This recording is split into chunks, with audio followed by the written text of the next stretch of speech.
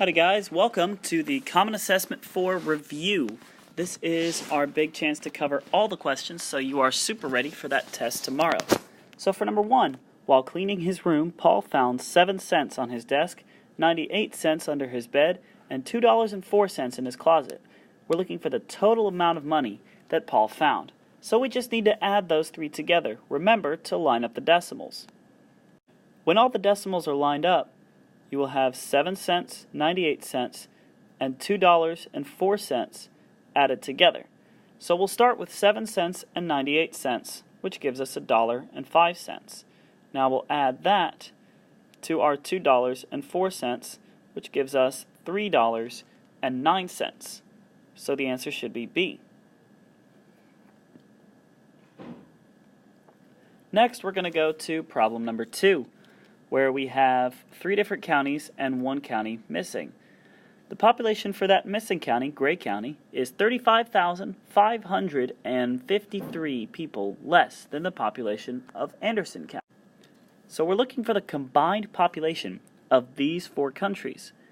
So we have to add all of these together, but we don't know what Gray County is yet. So we need to start by taking Anderson County and subtract 35,533 from that, which gives us a total of 22,775. Take a moment and work that out. Once you're done, go ahead and add all 4 numbers together, pause the video, and then play through so that you can see our answer. So if you added all of these 4 together, the answer should have been 2,694,709, which gives us option F. Now on to number 3. With a rope that is 14 3/5 inches long, we cut it into 7 equal pieces, as demonstrated here. So we need to find the length of each piece of rope. This part's super easy. All you have to do is take 14 3/5 and divide it by 7. Simple work. Make sure you're doing this on your own paper, and you should have an answer of 2 5/5 inches. Next, we have a fraction where we subtracted one fraction from another. So we have to find what expression this model represents. So let's start by counting the total number of squares we have. This big square is 5 squares by 3 squares. So we know 5 times 3 gives us 15, and there's a total of 15 squares here. Now let's look at the number we have shaded, the number we're starting with. We have 1, 2, 3, 4, 5, 6, 7, 8, 9, 10, 11 squares that we're working with. So our first fraction will be 11 over 15.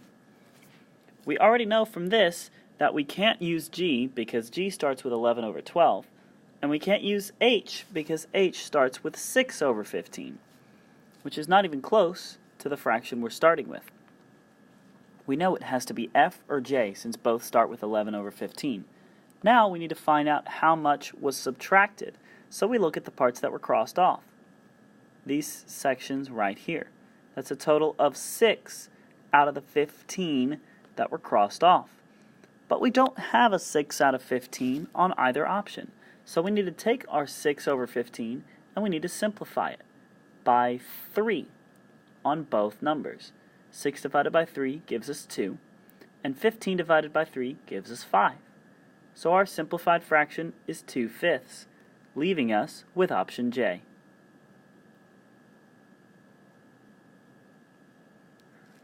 For number 5, we have a math problem of 4 68/100 divided by 78. This is a fairly simple problem. Just divide as normal, go all the way to 0 6/100. 6 times 78 gives us 468, and we have our answer. So our answer would be C. In fact, if you wanted to, you could take a look before we even got to the 6 and know that 78 is too big to go into 46, so we would naturally have a 0 in the 10th place. That would eliminate every single option except for option C, because every single one of them has a number with significance in the tenths place. Now we go to number 6, where Kara and Marcus shared a candy bar. We have to find out how much they ate altogether. Now at this point we're working with different sized pieces, so we need to have equal pieces. Fortunately, you may have already noticed that both Kara and Marcus's charts have lines in the same place.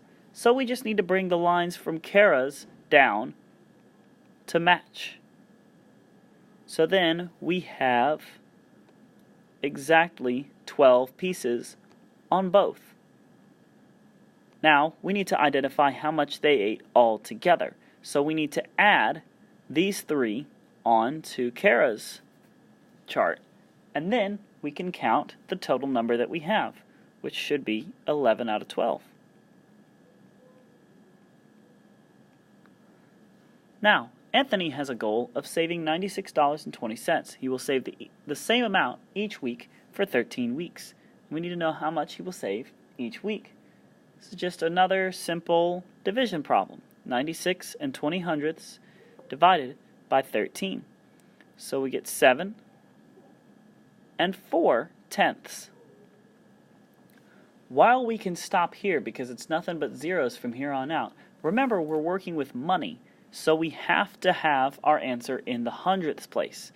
So our answer will be option A, 7 and 40 hundredths.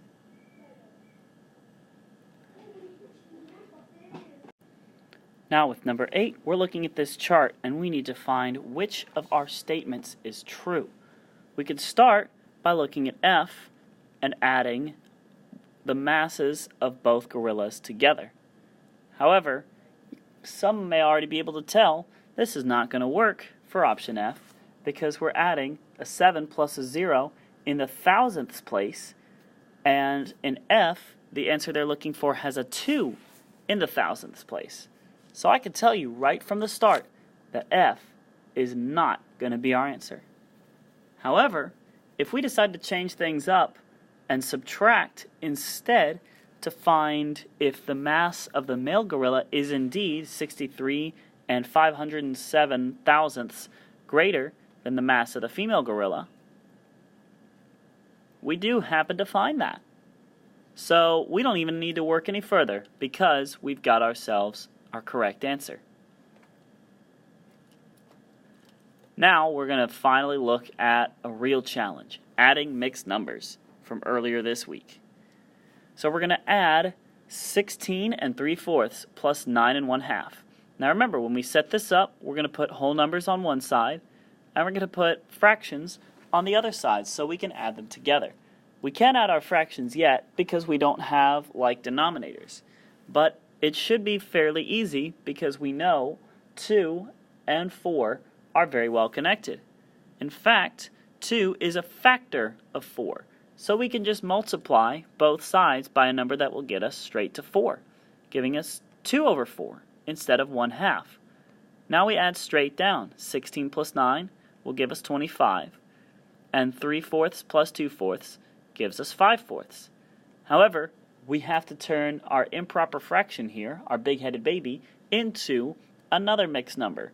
So, if we took 4/4 out of that fraction, we would have 1 and 1/4 because 4/4 will make a whole. So if we add all of that together, we add that 1 to the 25, that gives us 26 and 1/4 as our final answer, which fits with option A. Finally, we're going to look at problem number 10, where the regular price is $12.30, and Warren paid 75 cents less than the regular price and $1.48 for a pad of paper. So we need to find out how much he paid for both. First, we need to know how much Warren actually paid for the calculator. So we need to do $12.30 minus 75 cents. Remember to line up your decimal. That gives us a grand total of $11.55 when all is said and done. Now we can add our pad of paper, our $1.48 to it. which gives us $13.03, which matches with option A.